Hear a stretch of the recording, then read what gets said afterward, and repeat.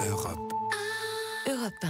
On allume la télé, allez, c'est parti. Margot, on va voir un drôle de petit oiseau ce soir sur Gulli. Oui, il est jaune, un peu déplumé, il n'a pas de famille et il s'appelle Gus. Gus vit très heureux avec une coccinelle, Cox, qu'il a recueillie à la naissance.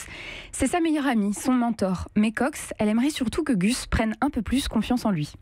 Oh, je vais jamais y arriver.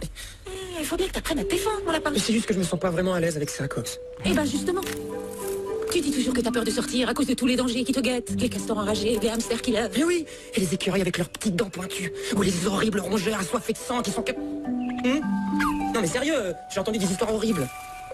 J'ai compris, t'as la trouille, qu'est-ce que t'es mignon. Il est temps que tu commences à t'endurcir, mon lapin. Je serai jamais un dur, Cox. Bon, ça suffit, sois honnête. Tu dis que tu veux sortir et découvrir le monde, mais en vrai, on sait tous les deux que tu bougeras jamais tes plumes d'ici.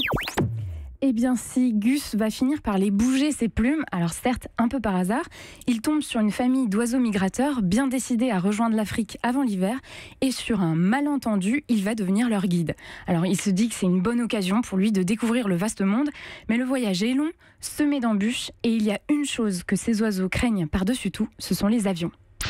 Les enfants, je vous raconte une histoire. Ah non, pitié, merci. pas ça. Ah, dommage, c'était une histoire avec les oiseaux de fer. Et ça fait peur comme histoire? Est-ce que des fois, il y a des gens qui courent parce qu'ils sont poursuivis et qui font...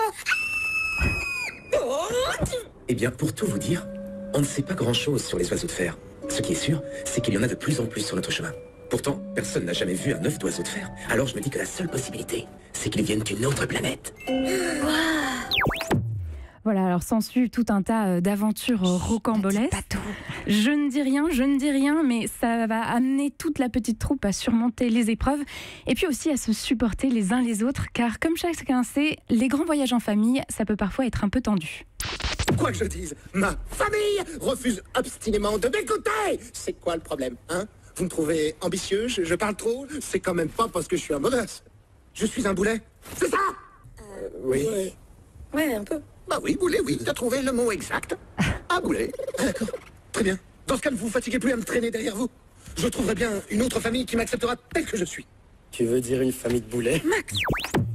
Ça a l'air mignon. Oui, c'est très mignon, c'est une très belle comédie initiatique, souvent drôle, parfois poétique, et c'est aussi une prouesse technique, puisque c'est le premier film d'animation 3D 100% français. Europe. Europe 1.